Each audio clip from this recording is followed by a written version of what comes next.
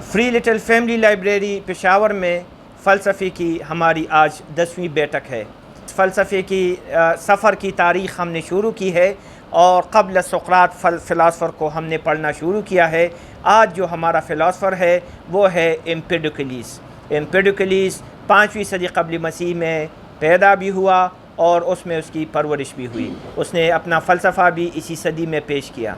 यूँ तो हम हर फ़िलासफ़र के साथ ये कहते हैं कि ये बड़ा इम्पोर्टेंट फ़लसफ़ा है और इसका फ़लसफ़े और इंसानी ज़िंदगी पर बड़ा असर पड़ा है, लेकिन एम्पेडोक्लीस इन बाअसर फ़िलासफ़रों में एक ऐसा फ़िलासफ़र है जिसका वाकई हमारी ज़िंदगियों पर बहुत बड़ा असर है, आज भी है, और ये असर हम किसी न किसी शक्ल में तस्लीम करते हैं और कबूल करते हैं।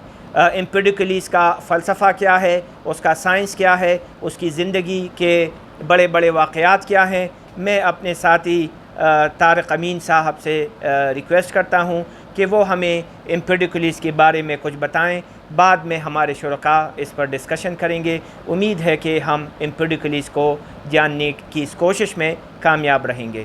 तारिक अमीन साहब। थैंक यू जवाद साहब। एम्पेडोक्लीस वाकई में एक बहुत बड़े फ़िलासफ़र इसलिए है क्योंकि उसका जो फ़लसफ़ा था या उसकी जो सोच थी वो तकरीबन 2000 साल तक फ़लसफ़े की दुनिया में और साइंस की दुनिया में उसके जो ख़यालात थे उसको हकीकत या फैक्ट्स समझा गया और उसी को फॉलो करता गया बाकी जो फ़िलासफ़र्स थे उन्होंने।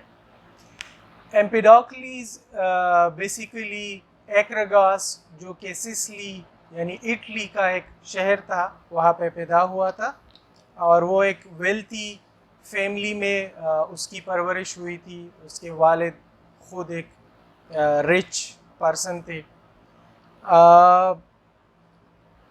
एम्पेडोक्लीस ख़ुद एक बहुत बड़े पोइट, ओरेटर और फ़िलासफ़र थे और उसकी जो आइडियाज़ है, उसका जो फ़लसफ़ा है वो हम तक उसकी पोइट्री के थ्रू पहुंचा है।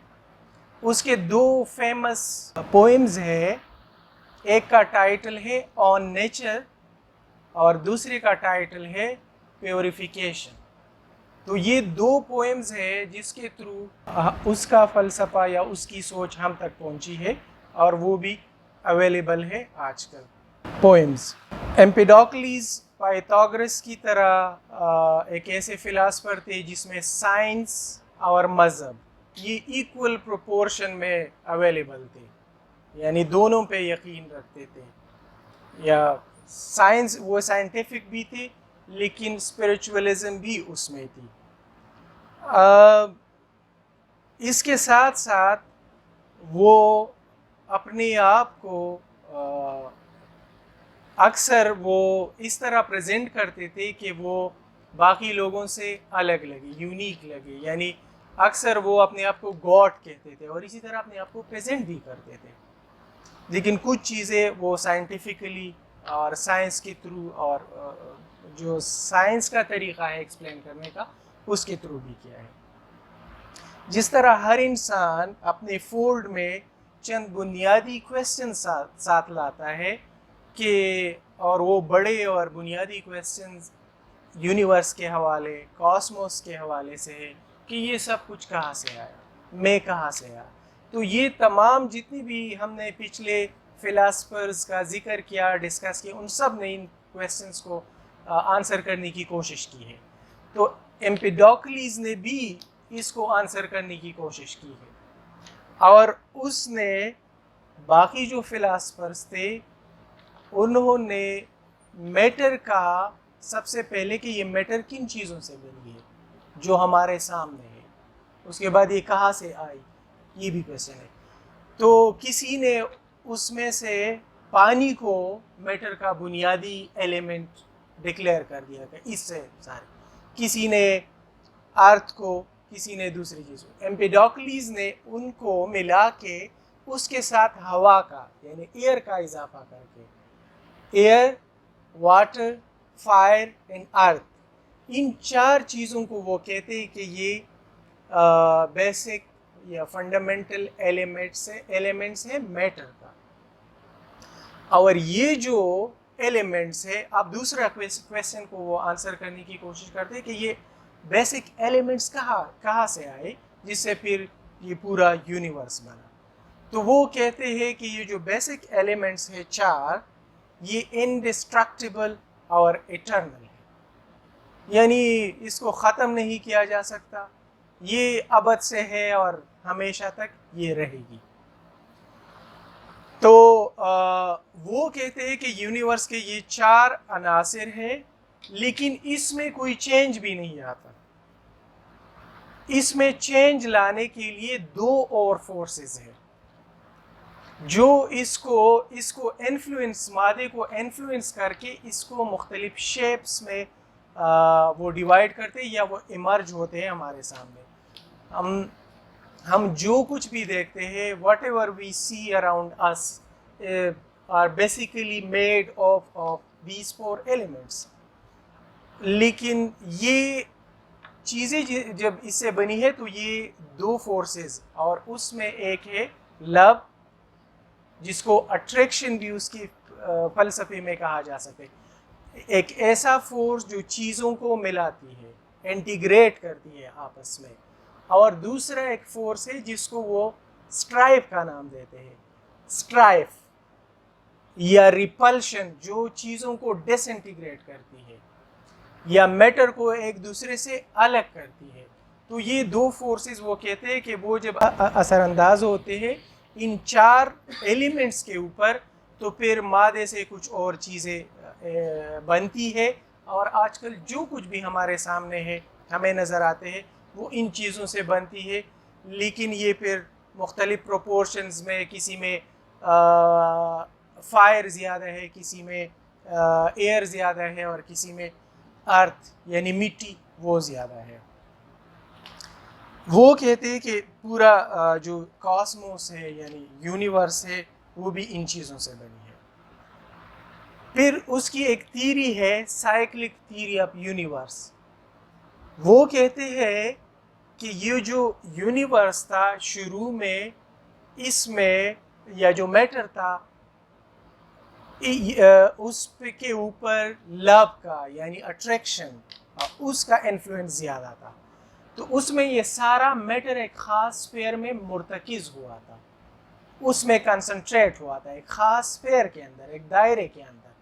اور لو جب رول کر رہا تھا تو اس نے اسٹرائپ یا ہیٹ کو یا ریپلشن کو باہر نکال دیا تھا اس اسفیئر کے اندر سے. تو وہ کہتے ہیں کہ یہ گولڈن پیریڈ تھا، جس میں پیس تھا، جس میں مطلب کامنس تھا. اس کے بعد چونکہ یہ کانسٹنٹلی، جس طرح ہیگل اپنے فلاسفی کو، ڈائلیکٹیکل آئیڈیلزم کو ایکسپلین کرتے، تو اسی طرح یہ لو اینڈ اسٹرائپ بھی ہمیشہ کشمکش میں رہتے ہیں اور ایک دوسرے کے ساتھ ٹکراؤ میں رہتے ہیں. تو اس پیسفل پیریڈ کو ڈسٹرائی کرنے کے لیے اسٹرائپ نے اس اسفیئر کو بریک کیا اور اس کے اندر چلا گیا. تو اس کے بعد پھر دھماکہ ہوا، جسے ہم کمپیئر کر سکتے ہیں بگ بینگ کے ساتھ، اس طرح ہو سکتا ہے.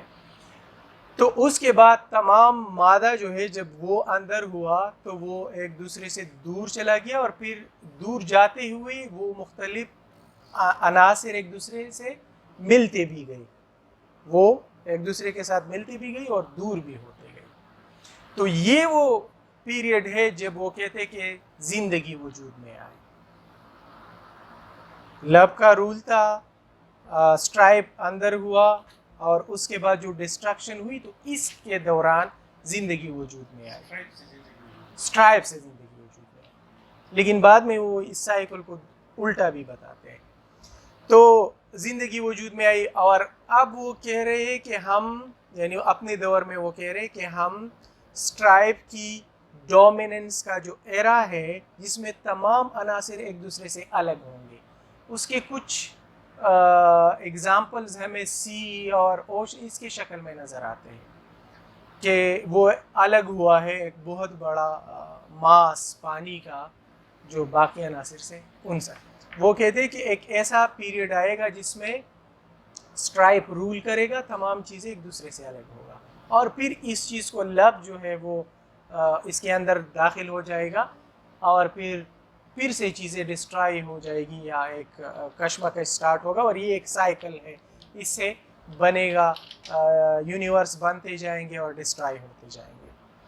اب جب لائف کی اس نے بات کی تو لائف کے حوالے سے اس نے ایک تھیوری دی ہے ایوولوشن کی طرح، جس طرح ڈارون کی ایوولوشن کی تھیوری ہے، تو ایگزیکٹلی وہ نہیں ہے لیکن اس کے ساتھ مشابہت رکھتا ہے کچھ چیزوں میں۔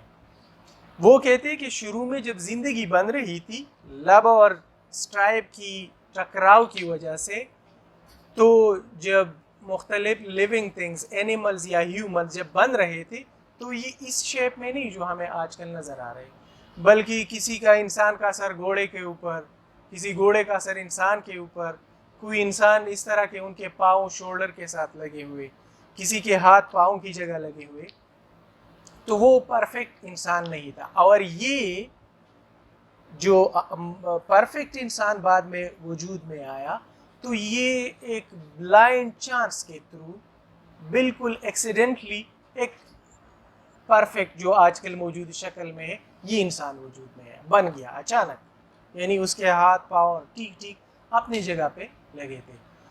تو پھر وہ کہتے ہیں کہ یہ جو شیپ ہے اس نے سروائیو کیا، سروائیول آف دی فٹیسٹ یا جو نیچرل سلیکشن ہے ڈارون کی، اور باقی جو مختلف اشکال تھے یا جو مختلف شیپس تھے انسانوں کے یا اینیملز کے، وہ ختم ہو گئے۔ تو یہ ڈارون، اگرچہ ڈارون سے اختلاف اس کی یہ ہے کہ یہ جو چیزیں ہیں ایک تو لب اینڈ اسٹرائپ کی وجہ سے، اور دوسرا یہ کہ ان کا جو الٹیمیٹ جو اینڈ ہے یہ کہاں پہ جائے گا، تو وہاں پہ یہ اس سے مختلف ہے۔ اس کے علاوہ جو ایمپیڈوکلیس تھے اس نے ایک اور تھیوری دی تھی اور ایک معمہ یا فینامنا اس کو ایکسپلین کیا تھا، لائٹ ان ویژن، یعنی انسان کس طرح دیکھتا ہے، اس کو چیزیں کس طرح نظر آتی ہے۔ تو یہ اس وقت ایک بہت بڑا سوال تھا اور اس کی کوئی انٹرپریٹیشن یا ایکسپلینیشن اس وقت کے فلاسفرز نہیں کر پا رہے تھے۔ تو ایمپیڈوکلیس نے اس کو اس طرح ایکسپلین کیا کہ چونکہ انسان کے اندر بھی، انسان خود بھی وہ بیسک 4 ایلیمنٹ سے بنا ہے، یعنی air, water, earth and fire, تو اس کے اندر بھی وہ عناصر موجود ہیں۔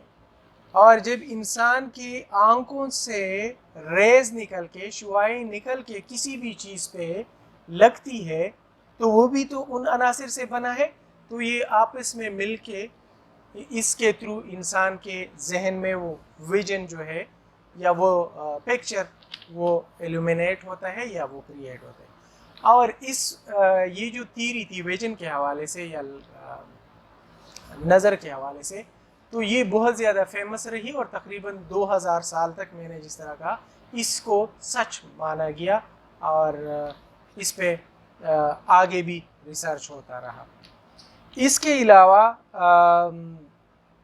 ایمپیڈوکلیس کے اوپر باقی جس طرح شروع میں کہا میں نے، باقی جو فلاسفرز تھے ان کا انفلوئنس تھا، پائتھاگورس اس کا انفلوئنس تھا، تو اس کی سوچ مذہب کے حوالے سے یا اس کے حوالے سے وہ کہتے ہیں کہ وہ یقین رکھتے تھے ٹرانس مائگریشن آف سولز پہ، ری انکارنیشن آف سولز، کہ یہ جو لائف اینڈ ڈیتھ ہے یہ صرف ہمارا پرسیپشن ہے، ادروائز یعنی کوئی ڈیتھ نہیں ہے، بلکہ انسان جب مر جاتا ہے تو اس کی روح کسی دوسری چیز میں داخل ہوتی ہے، وہ اینیمل بھی ہو سکتا ہے۔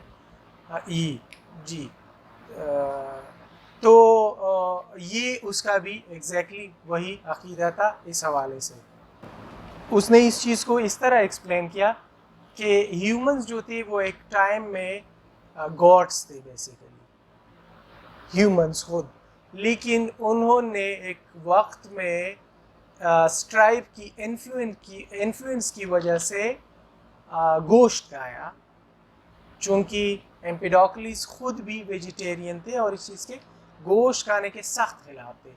تو جب اس نے گوشت کھایا اس گاڈ نے، تو اس کو ایز اے پنشمنٹ بیچ دیا گیا زمین پہ. اور اب یہ اس کا یہ جو پروسیس ہے ٹرانسمائگریشن آف سولز کا, تو یہ تب تک ہوتا رہے گا جب اس کی سول جو ہے وہ ان امپیورٹیز سے پاک نہ ہو جائے. تو یہ چند اس کی فلسفے کے جو بنیادی باتیں ہیں. باقی اگر مجھ سے کچھ رہ گیا ہے تو اس میں جواد صاحب یا کوئی بھی ایڈ کر سکتے ہیں, اور آپ کویسچنز بھی کر سکتے ہیں. بہت شکریہ طارق امین صاحب. ایمپیڈیکلیز اٹالین فلاسفر تھا, یعنی کہ یہ سسلی میں پیدا ہوا, اور سسلی یا اٹلی کے جو ساؤتھ کے جو علاقے ہیں اس کو اس زمانے میں میگنا گریشیا کہا جاتا تھا. تو ہم نے اب تک جتنے بھی فلاسفرز پڑھے ہیں وہ مشرق میں آیونیا یا اناطولیہ یا جو آج کل کے جو ترکی کے علاقے ہیں وہاں پیدا ہوئے ہیں, اور یا جو ہے میگنا گریشیا میں پیدا ہوئے ہیں. پچھلے اس میں ہم نے پڑھا کہ انیکزاگورس ایک ایسا فلاسفر تھا جو ایتھنز کو پہنچا اور اپنے ساتھ فلسفے کو بھی وہاں لے گیا.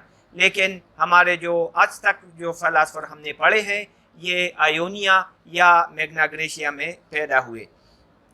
اس فلاسفر نے بھی دوسرے فلاسفرز کی طرح پوئٹری میں لکھا, اور غالباً یہ لاسٹ اس سیریز کا لاسٹ فلاسفر ہے جس نے ورسز میں اپنی جو ہے فلاسفی پیش کی.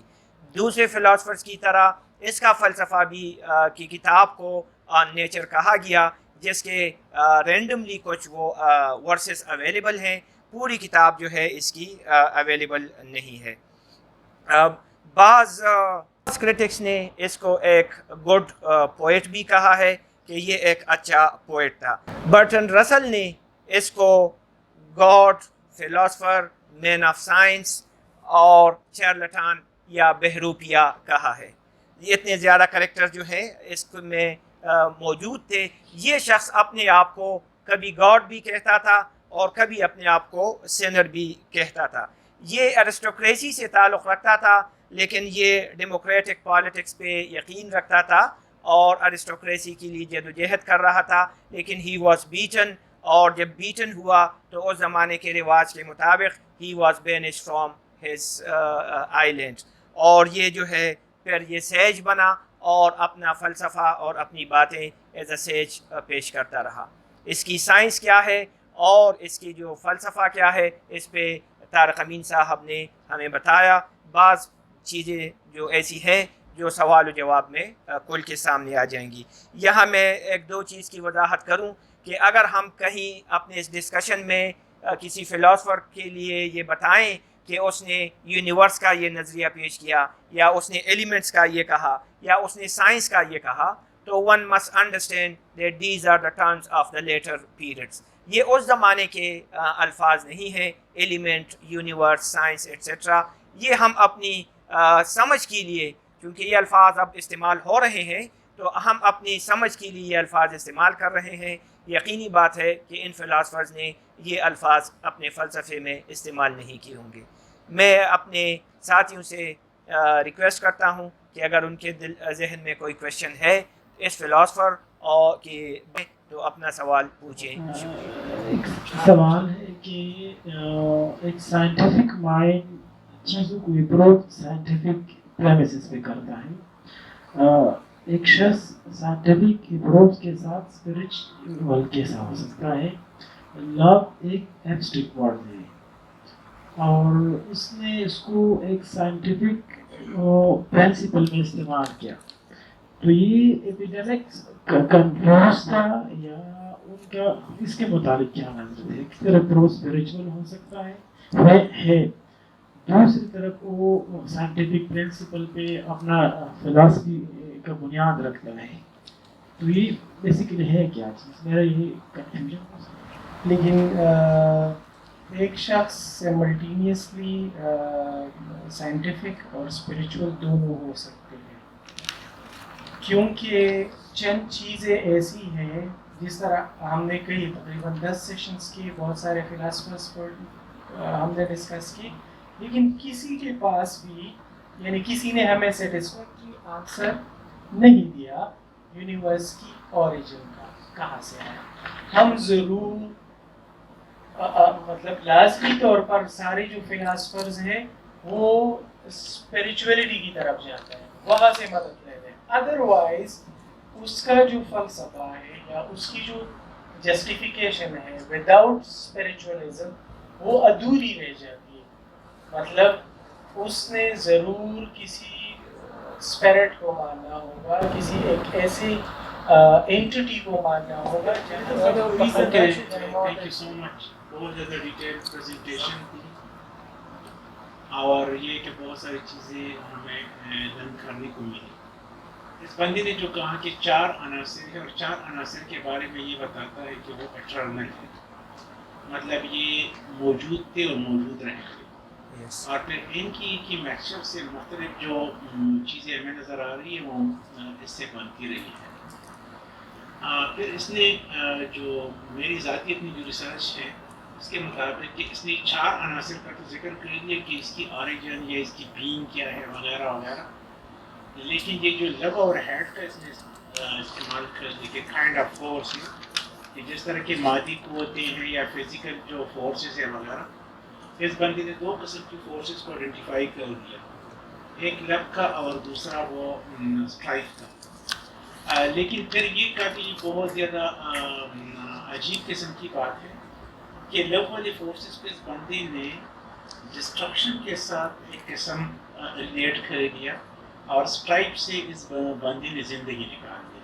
مطلب جب یہ وہ جو ایک زمانے کے یہ ساری جو 4 ایلیمنٹس تھے جب یہ کمبائن تھے تو they were because of the force of the لو.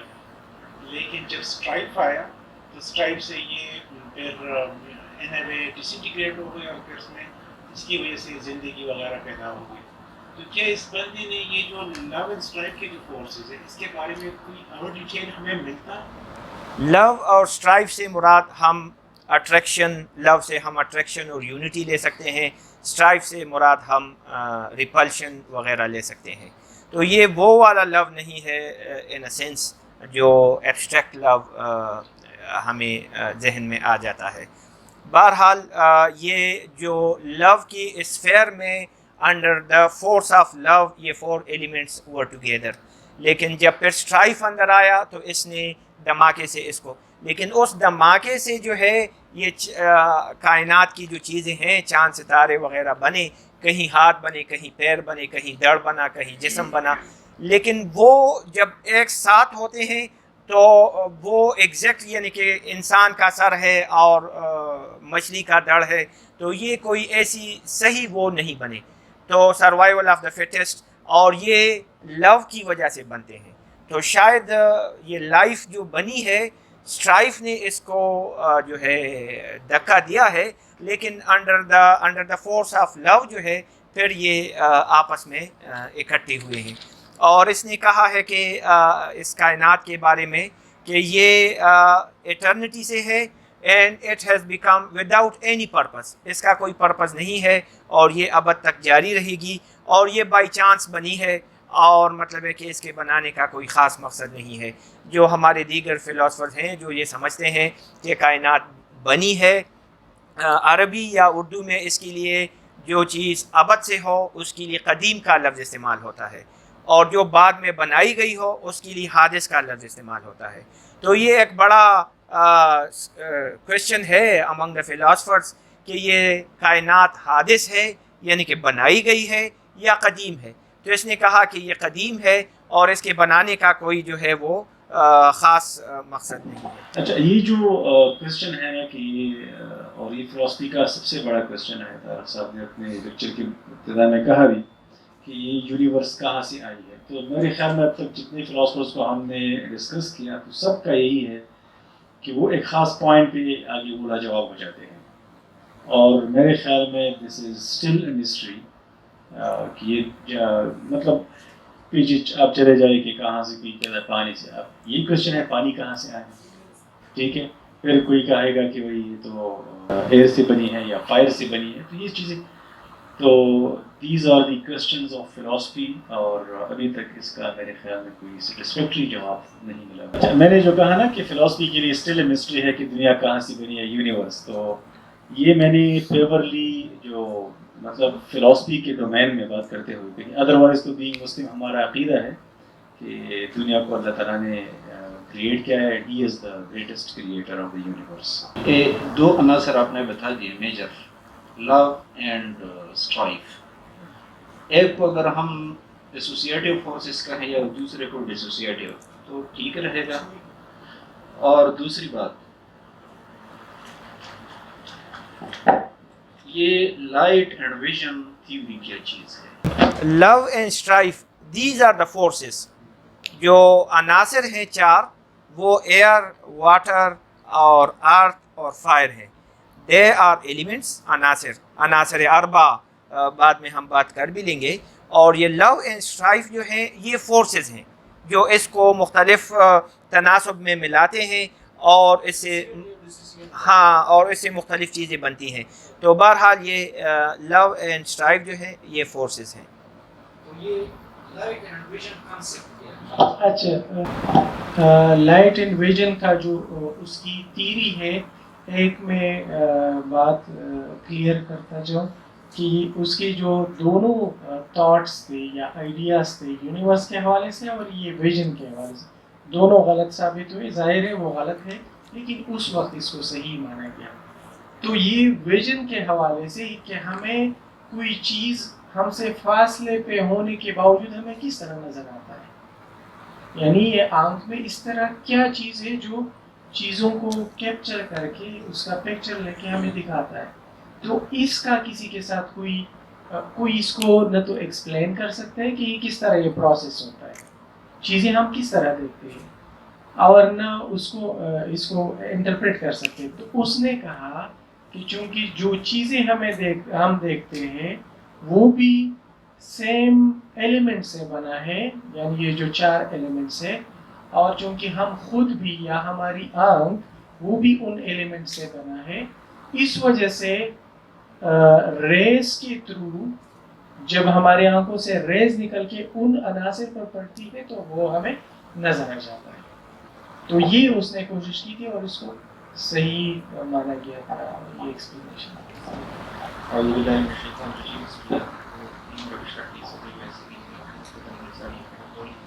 اس میں کچھ ڈسکشن میں کچھ میجر کنسرنز ہیں جو کہ میں نے پرسنلی نوٹ کیے. پہلے تو اگر جتنا میں نے اس فلاسفر کو پہلے اسٹڈی نہیں کیا, کہ میری پہلی کلاس ہے آپ لوگوں کے ساتھ, جتنا میں نے اس کے بارے میں سنا تو اسی کی وجہ سے کنفیوژن ارائز ہوئی, جس کی وجہ سے مجھے فلاسفی کی ڈیفینیشن ایک بار پھر دیکھنی پڑی. تو وہ ڈیفینیشن کچھ اس طرح سے ہے, اگر ہم اس کی ڈکشنری ڈیفینیشن دیکھیں کہ it is the fundamental study of the fundamental nature of knowledge, reality and existence. یعنی ہم نالج کس طرح سے اچیو کریں, ریئلٹی تک کس طرح سے پہنچیں, اور ایگزسٹنس کو کس طرح سے ایکسپلین کریں. یہ تین بیسک اس کے فلاسفی کے مقاصد ہیں. تو جو اس نے فلسفہ پیش کیا اس میں پہلی بات جو مجھے فیل ہوئی کہ یہ ایک پوئٹ زیادہ تھا اور ایک ریشنل تھنکر شاید ہوں. دوسری بات یہ کہ اس کی اپنے فلسفے کے اندر بے شمار کانٹرڈکشنز ہیں, یعنی جتنے پوائنٹس ہم نے پڑھے, جتنے تھیوریز کی لاجیکل کانٹرڈکشن اور بڑی میجر کانٹرڈکشن, کہ وہ دو چیزیں آپس میں ایک دوسرے کے ساتھ چل نہیں سکتی. اگر آپ اس کو چلانے کی کوشش کریں گے تو ایک سرکولر آرگومنٹ بن کے وہ ایک سرکل میں چلتی ہے, اتنی بیٹھ نہیں. تو پہلا پوائنٹ تو یہ ہے, وہ کویشچن بھی ہے اور شاید کویشچن کے ساتھ ساتھ ایک کرٹیک بھی ہے اس شخص کو. وہ یہ کہ جب ہم تھیوری کی بات کرتے ہیں, جہاں تک میں نے سمجھا ہے, میں ظاہر ہے BS گریجویٹ ہوں, ابھی میری اتنی اسکوپ تو نہیں ہے کہ میں ان بڑی بڑی چیزیں چھوڑوں, لیکن جہاں تک میرا محدود علم ہے, تھیوری ہمارے پاس تبھی ڈیولپ ہو سکتی ہے جب ہمارے پاس اسٹارٹنگ میں ایک ہائپوتھیسس ہے. اور ہائپوتھیسس ایسی پروپوزیشن کو کہتے ہیں جو کہ ٹیسٹیبل, اس کو ہم ٹیسٹ کر سکتے ہیں.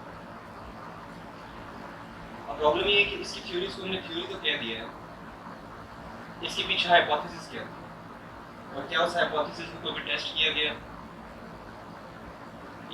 پرابلم یہ ہے کہ جس طرح کی تھیوریز یہ پیش کر رہا ہے, یہاں پر ٹیسٹنگ کا تو کوئی سوال ہی پیدا نہیں ہوتا کہ اس کو ٹیسٹ کس طرح سے کیا. پہلی بات. دوسری بات مجھے ایک جو پرابلمٹک لگی وہ یہ ہے کہ یہ شخص کس کانٹیکسٹ میں بات کر رہا ہے. جب یہ باتیں کر رہا ہے تو فیل ہو رہا ہے کہ ایک شاعرانہ کلام ہے جو کہ بس ایک کہانی ہے جو کہ سنائی جا رہی ہے. اور جو اس کے دل میں آ رہا ہے وہ بناتے ہیں. سوری اگر میرے پاس تھوڑا ہاتھ میں جی. تو کانٹیکس نہیں سمجھ آ رہا کہ کیا یہ سائنٹیفک اینگل سے بات کر رہا ہے, لاجیکل اینگل سے بات کر رہا ہے, یا ایک پیورلی ویمز اینڈ فینسیز ہے جس کو فالو کر رہا ہے. تیسری بات یہ ہے کہ اس شخص کی میتھڈالوجی کیا ہے, یہ ان چیزوں, کیونکہ اگر فلاسفی از دا اسٹڈی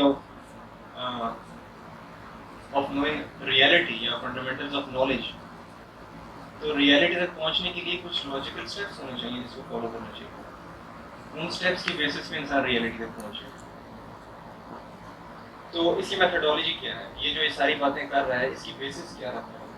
میں اگر کہہ رہا ہوں کہ ساری چیزیں 4 چیزوں سے بنی ہے اور مجھے لکڑی نظر آ رہی ہے, تم 4 چیزوں میں نہیں ہے, تو میں نے کس بیسس پہ کہا کہ یہ لکڑی بھی ان 4 چیزوں سے بنی ہے, وہی تو میرے پاس بیسس ہوں گے.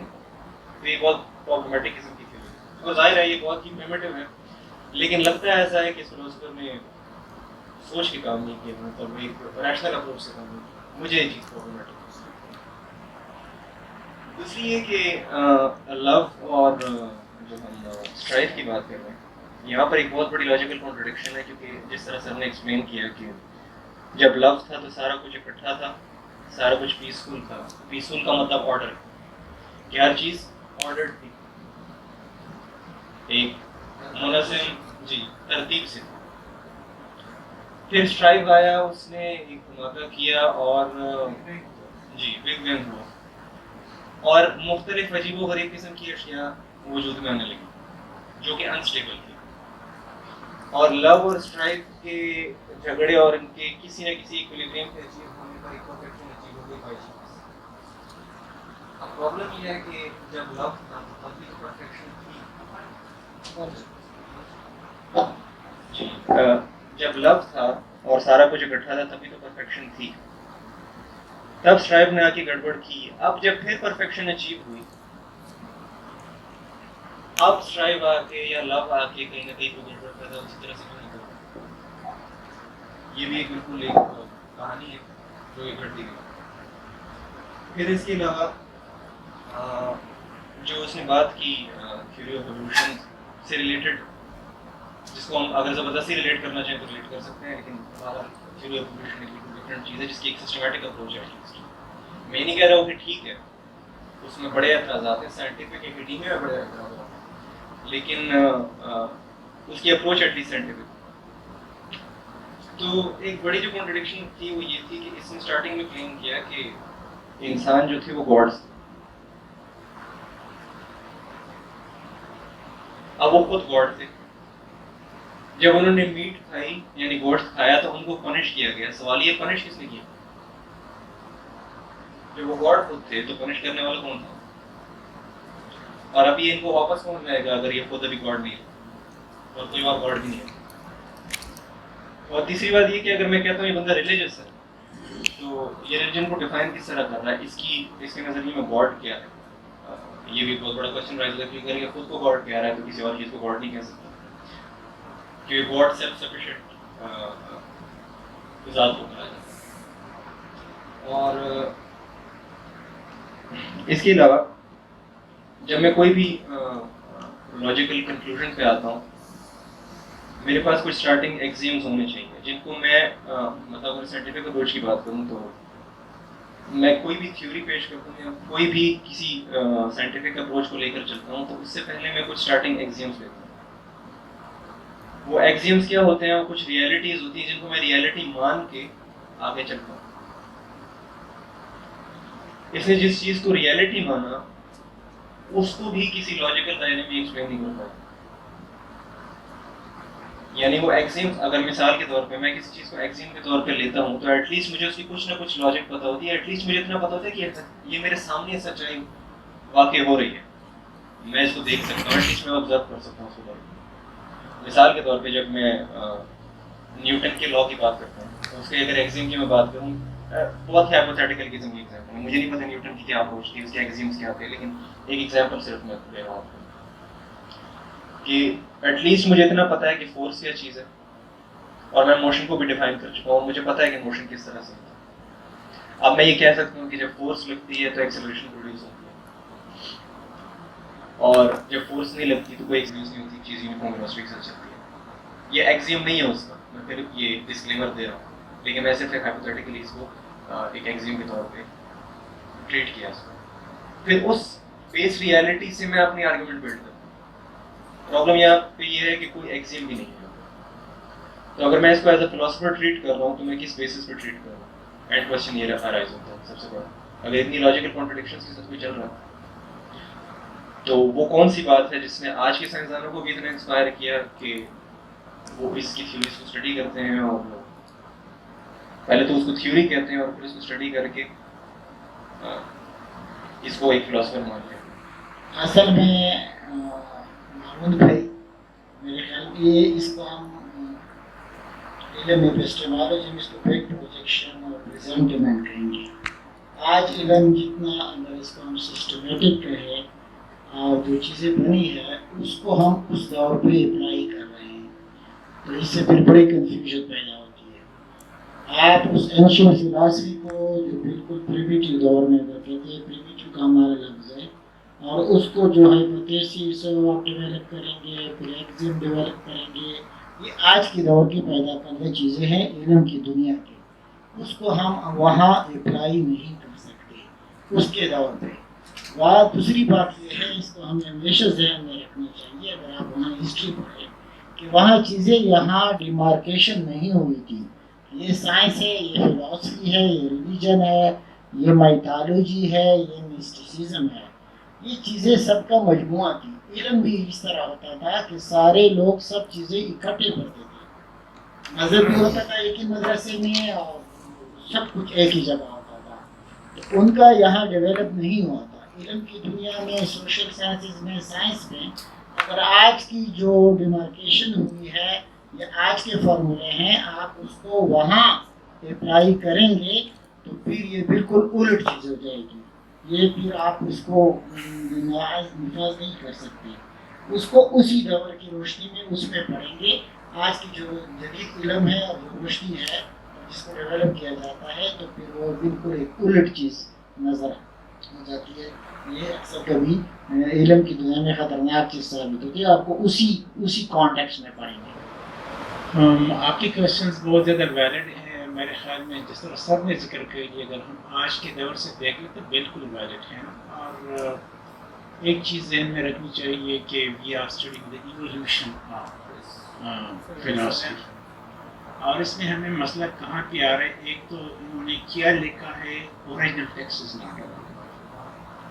دوسرا یہ کہ وہ آرگنائز شکل میں کیسز جو بعد میں جو علوم جس طرح ڈیولپ ہو گئی, وہ میرے خیال میں ہم کہہ سکتے ہیں کہ 1000 سال پہلے یا 1500 سال پہلے جو اس کے, اور اس بندے کی جو ہسٹری سرد ہے جو بتائی تقریباً 2400 سے 2500 سال بنتی. یہ بندہ سقراط سے جو پری سقراٹک ایرا سے تعلق رکھتا ہے, سقراط کا زمانہ ہے اس سے پہلے آتا ہے. میرے خیال میں اسی ٹائم نہ میتھڈالوجی کا کوئی کانسیپٹ تھا, نہ لاجک کا کوئی کانسیپٹ تھا, نہ ریشنلٹی کا کوئی کانسیپٹ تھا. یہ بڑے بڑے کویشچنس تھے کہ بھئی یہ کیا ہو رہا ہے دنیا میں, انسان کیا چیز ہے, انسان کیوں ہے. جس طرح کہ آج کے بڑے بڑے کویشچنس ہیں نا, یہ ایپسٹیمالوجی سے ریلیٹ کرتے ہیں, انٹالوجی سے کرتے ہیں, وغیرہ وغیرہ. تو انہوں دنوں بہت سارے تقریباً 7-8 جو اس سے پہلے کور کر لیے, تو ان کی بھی کچھ میرے خیال میں اگر ہم لکھنا شروع کر لیں 2-3 پیجز میں ان کے فلاسفیز ہم یہاں پہ لکھ سکتے ہیں. اور کوئی اسی طرح کے انسٹیٹیوشنز وغیرہ نہیں تھے. تو جس طرح سے سب نے ذکر کر لیا, ایگری وتھ ہیں کہ جو اچھا اگر ہم اسی مطلب آج کے زمانے سے دیکھ لیں تو بہت زیادہ فلاز موجود ہیں. لیکن اگر ہم اس کو ایولیوشن کے سینس میں دیکھ لیں کہ جس طرح ایولیوشنس کے کوئی سائنس آج سے 200 سال پہلے کیسا تھا, 500 سال پہلے کیسا تھا, پھر فزکس کا جو لفظ ہے کب استعمال ہونا شروع ہوا, سوسائٹی کا کیسے کب استعمال ہونا شروع ہوا, وغیرہ وغیرہ. یہ جو ڈیمارکیشنز ہیں نیچرل سائنس اور فزیکل سائنسز اور سوشل سائنسز میں جو بعد میں بہت زیادہ بعد میں اس میں یہ جو ہے کیٹیگرائزیشن وغیرہ ڈیولپ ہو جاتی ہے. اور باقی آپ کی بات یہ کہ بھئی ریلیجن اگر ہم دیکھ لیں تو اس بندی نے کہا ایسی بات کی, میں تو خود اس کو ریلیجن نہیں سمجھتا نا, لیکن کچھ ایسی عقائد کا کی طرف وہ اشارہ کرتا ہے جو اویلیبل ٹیکسٹ ہے. کہ ہم اس کو مسٹیسزم یا اس کی جو اپنی ایکسپلینیشن ہے اس کے ساتھ اس کو ریلیٹ کر سکتے ہیں. یہ بالکل ویلڈ کویسچن ہے کہ کس نے اس کو وہاں سے نکالا. ٹھیک ہے, تو بعد میں اگر ہم دیکھ لیں تو حضرت آدم علیہ السلام کی جو ہسٹری ہے نا, وہ وہاں سے نکالا گیا, کہتے گوشت کی وجہ سے نکالا گیا. پھر ہمارے جو قرآن یا اسلام میں جو اس کی جو اسٹوری ہے وہ بالکل ڈفرینٹ ہے, لیکن اسلام اس سے بندے سے تقریباً 1000 سال بعد آ جاتا ہے. اس دوران بھی بہت ساری ڈسکشن جو اس بندے اور اسلام کے درمیان 1000 سال کا بہت بڑا عرصہ ہے کہ اس میں مختلف ریلیجنس, کرسچینٹی وغیرہ, یہ جوڈیزم پہلے سے کافی میچور ہو چکے تھے. اس کے بعد پھر اسلام وغیرہ جو ریلیجن ہے وجود میں آ جاتا ہے. اور یہ بندہ اٹلی سے تعلق رکھتا ہے, Christianity was in Middle East, تو وہ ایک لوکل مذہب تھا اور شاید یہ اٹلی میں اسی انداز سے نہیں پہنچا تھا جس طرح ہمیں اسلام پہنچا. تو یہ کچھ چیزیں جو کہ میں نے اپنی طرف سے ایڈ کر. اچھا, میں ایک پوائنٹ ایڈ کرنا چاہتا ہوں خورشید صاحب کے جو ڈسکشن اس نے کی, کہ یہ جو ہم ایرا ڈسکس کر رہے ہیں یہ اس میں گریک میتھولوجی آپ نے نام سنا ہوگا یا پڑھا بھی ہوگا, تو اس میں بہت سارے گاڈز ہوتے تھے, ان کے جو میتھس تھے اس کے مطابق, اور وہ آپس میں لڑتے تھے, اور اس طرح کے بہت سارے بالکل یونیک قسم کے بلیفس تھے لوگوں میں. تو اس میں سائنٹیفکلی پوری یونیورس کو ایکسپلین کرنے کی کوشش کرنا, یعنی کوئی میتھڈولوجی نہیں ہے, لیکن وہ ایکسپلین کر رہا ہے لاجیکلی اور ریشنلی. یہ ایک بہت بڑی بات ہے.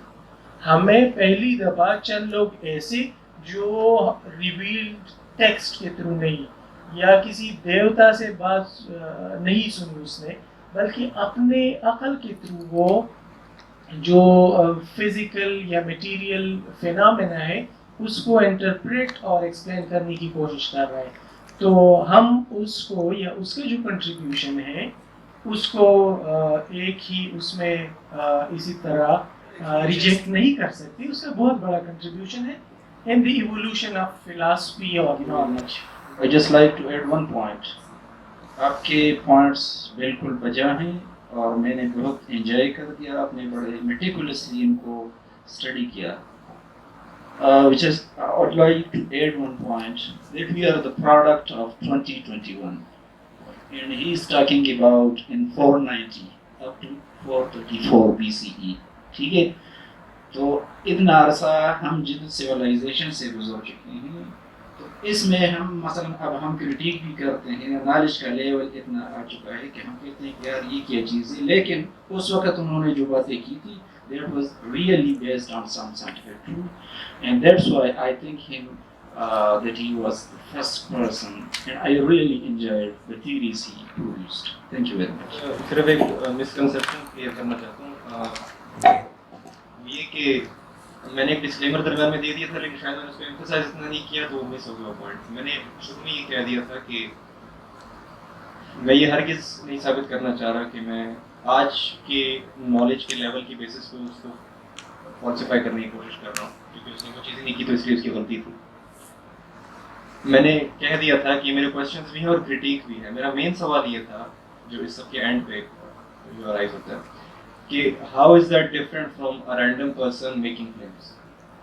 یعنی ہم اس کو فلاسفر کہہ رہے ہیں, کوئی دوسرا بندہ ہوگا کسی کونے میں بیٹھا ہوگا, اس نے کوئی دوسری کہانی سنائی ہوگی.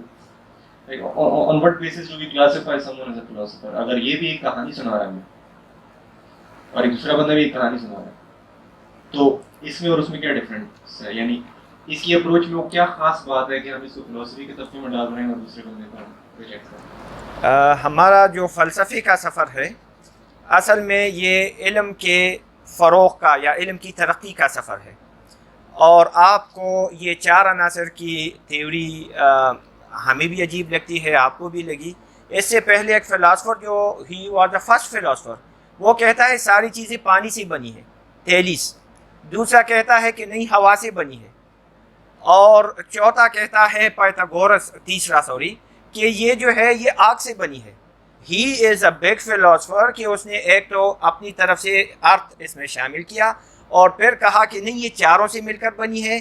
پھر اس نے یہ کہا کہ چاروں مختلف ریشو سے استعمال ہوئی ہیں, اور پھر یہ کہا کہ یہ چاروں لو اینڈ اسٹرائف کے اسے. تو he is a big philosopher. اب why we call him a philosopher, دیکھیے اس وقت کے philosopher and man of science میں بہت کم ڈفرینس تھا سائنٹسٹ اینڈ فلاسفر میں. تو اس کی جو سائنس کی ایک تھیوری ہے کہ ایک تو یہ اس نے یہ کہہ دیا کہ یہ مون جو شائن کرتا ہے دس از ریفلیکشن. تو یہ آبزرویشن پہ بیس ہے. ضروری بات ہے اس کے پاس انسٹرومنٹ نہیں تھے ایکسپیریمنٹ کے، لیکن آبزرویشن کی بیس پر تھے. اس نے ایکلپس کا جو ہے کہہ دیا ہے کہ سولر ایکلپس اس لیے ہوتا ہے کہ یہ چاند جو ہے اس کے اس میں آ جاتا ہے. پھر اس نے یہ بھی کہا کہ air is totally different substance from water, کیونکہ بچہ جو ہے کھیل رہا تھا اور کوئی بکٹ تھا اس کے ساتھ اور وہ پانی میں ڈوب نہیں رہا تھا. تو اس نے آبزرویشن کیا. تو عام لوگوں کی اس میں سے یہ لوگ جو ہیں ان نے سوچا اور نیچر کے سوالات کے جوابات نیچر سے اخذ کیے. پھر اس کے ان کے گاڈس، گریک کے گاڈس دیوی دیوتا ہیں، یہ ہمارے ذہن میں جو گاڈ کا جو کنسیپٹ آ جاتا ہے دس از ناٹ لائک دیٹ. اور یہ جو ہیں ان کے گاڈز آپس میں لڑتے جھگڑتے ہیں، انسانی شکل سے ہیں. اور ایک بات یہ بھی کرتا ہے کہ جب گولڈن ایج تھا، یعنی کہ when love was all over there، تو men were worshipping Aphrodite. Aphrodite ان کی ایک دیوی ہے، لو کی دیوی، اور یہ دیوی رومن میں وینس بن جاتی ہے، اور اپنے مڈل ایسٹ میں یہ اشتار بن جاتی ہے. یہ 4000 سال پرانی دیوی ہے، مختلف اس میں یہ آ جاتی ہے. تو اس کے بعد اچھا لاجک واز ناٹ انوینٹڈ. ہم ابھی آ رہے ہیں کہ افلاطون بہت بڑا فلاسفر ہے، اور ہمارے اس کا پڑھنے کا مطلب یہ ہے کہ افلاطون یا پلیٹو نے از خود سے سب کچھ نہیں کہا. He learned one thing from one person and the other thing from other person and then he analyzed یہ چیزیں، اس کا کنٹریبیوشن ہے. لیکن افلاطون کو ہم آ رہے ہیں، ارسطو کی طرف ہم آ رہے ہیں. افلاطون نے بھی اس کی بات کو 4 عناصر کو صحیح سمجھا، ارسطو نے بھی اس کی 4 عناصر کو صحیح سمجھا، عرب اسکالروں نے بھی اس کے 4 عناصر کو صحیح سمجھا. اس دوران ایک father of the medicine who is بقراط، ہپوکریٹس، وہ بھی اس کا ایرا ہے یہی 5th سینچری BC. اور اس نے انسانی مزاج کے 4 وہ بیان کیے ہیں جو آج تک ہمارے یونانی حکماء میں ہے. آج بھی اگر آپ کسی خواب کی تعبیر دیکھیں تو اس میں لکھا ہے کہ یہ شخصیت جو ہے یہ بلغمی مزاج کی ہے، یہ خونی مزاج کی ہے، یہ گرم مزاج کی ہے، یہ سرد مزاج کی ہے. ہمارے آج کل کے گھروں میں یہ ہے کہ یہ کانا نہ کھائیں یا یہ کھائیں، یہ گرم ہے اور یہ سرد مزاج ہے. یہ ساری چیزیں جو ہیں اس سے اوریجنیٹ ہو کے آئی ہیں. ہمارے اردو لٹریچر میں، اردو کے جو ہیں شاعری میں عناصر اربعہ ہیں. 4 شاعروں کو عناصر اربعہ کہا جاتا ہے. ہمارے نثر میں 4 نثر نگاروں کو عناصر خمسہ کہا جاتا ہے. تو یہ اس فلاسفر کا اثر ہے جو آج بھی ہے. آج بھی آپ حکمت اور حکیم اور لوگوں کے وہ دیکھیں تو وہ ان 4 چیزوں پہ جو ہے وہ کر رہے ہیں. میں ابھی اس کی ڈائیگرام ڈرا کرنے کی کوشش کروں گا. اور یہ that is why he is known as the father of Italian school of medicine, جو 18ویں صدی تک دیکھیں دس مینڈلیو نے جو ایجاد کیا ہے اپنا پیریوڈک ٹیبل. تو اس سے پہلے کیا تھا؟ اس سے پہلے عناصر اربعہ، کتنے بڑے بڑے دماغ بیچ میں سے گزرے ہیں، لیکن سارے عناصر اربعہ کو ان ون وے اور دی ادر وے تسلیم کر رہے تھے. اگرچہ ارسطو نے اس پر ایک اور اس کا اضافہ کیا تھا، وہ اب بعد میں ہم پڑھیں گے. بہرحال اس کو ہم ٹوٹلی ریجیکٹ نہیں، اس کی امپورٹنس کو. اور ہم جو ہیں ہم گروتھ آف نالج پڑھ رہے ہیں اور یہ سیکھ رہے ہیں. ہم یہ نہیں کہہ رہے، یہ ابھی بڑی بچکانہ باتیں لگتی ہیں. اب آج کل تو 118 ایلیمنٹس ہیں میرے خیال میں، اور اس وقت دیکھیں یونیورس یہ پچھلی صدی کی اختراع ہے. یونیورس پہلے تو جو نظر آ رہا تھا Milky Way, this was the universe for human beings. لیکن 100 سال پہلے یہ یونیورس، اور ابھی تک یہ پتہ نہیں ہے کہ یونیورس 1 ہے 2 ہے، بنی ہے. اس نے تو کہہ بھی دیا کہ پھر بنے گی، ایک اور یونیورس بنے گی. لو پھر قابو پائے گا اور پھر اس پہ اسٹرائف آئے گا تو پھر ایک اور. یہ اس کی آئیڈیاز ہیں. اور اسٹیفن ہاکنگ کی آئیڈیاز کو اگر ہم اس سے ملتے جلتے کر لیں تو it was a big brain. اور ہم اس کو اس لیے نہیں پڑھ رہے کہ اس کی فلاسفی کو یا اس کی تھیوریز کو ہم آج کے لائف میں امپلیمنٹ کرنے کی کوشش کرتے ہیں. ہم اس کے ایفرٹس کو پڑھ رہے ہیں کہ how great man he was. اس پہ آپ ڈائیگرام کو دیکھیں تو عناصر خمسہ اس میں نظر آ رہے ہیں ہمیں: آگ، ہوا، پانی اور مٹی. اب آگ کی جو خاصیتیں ہیں وہ خشک اور گرم ہے، اسی طرح ہوا کی جو خاصیت ہے وہ گرم اور تر ہے، اور پانی جو ہے یہ سرد اور تر ہے، اور اسی طرح مٹی جو ہے یہ خشک اور سرد ہے. اس پر پھر ہمارے طب کے حکیموں نے یا طبیبوں نے انسان کے 4 مزاج جو ہیں وہ بیان کیے ہیں. اس کو خلط بھی بولتے ہیں، اور اس میں جو ہے ایک جو آگ والی جو خاصیتیں ہیں یہ صفراوی کہلاتے ہیں. صفراوی مزاج کے لوگ جو ہیں یہ غصہ کرتے ہیں، پسینہ ان پہ زیادہ چاہتا ہے، چست و چالاک ہوتے ہیں اور تلخ ہوتے ہیں. اسی طرح گرم اور ترد مزاج والے جو ہیں یہ خونی کہلاتے ہیں، اور یہ خونی گرم جوش انسان ہیں، اور مطلب ہے کہ جوان طبیعت کے لوگ ہوتے ہیں. بلغمی لوگ جو ہیں یہ جو سرد اور ترد کے اس سے بنتے ہیں، یہ اسی طرح سرد اور ترد طبیعت کے مالک ہوتے ہیں اور کاہل اور سست ہوتے ہیں. اسی طرح سوداوی جو ہے یہ خشک اور سرد کے امتزاج سے بنتے ہیں، اور یہ چڑچڑے پن کے شکار ہوتے ہیں اور تنہائی پسند ہوتے ہیں. یہ وہی 4 عناصر ہیں اور 4 مزاج ہیں جو نہ صرف صدیوں تک بلکہ ہزاروں سال تک ہماری طب میں رہے ہیں، یونان سے درآمد شدہ ہیں، براستہ عرب و فارس ہمارے ہاں تک بھی پہنچے ہیں، اور آج بھی ہماری حکیموں کی کتابوں، ان کی ویب سائٹس اور ان میں یہ پایا جاتا ہے. ایمپیڈیکلیس یقیناً ایک بہت بڑا فلاسفر ہے اس زمانے کا، اور اگرچہ ہم پلیٹو نے اس کو سوفسٹ کہا ہے.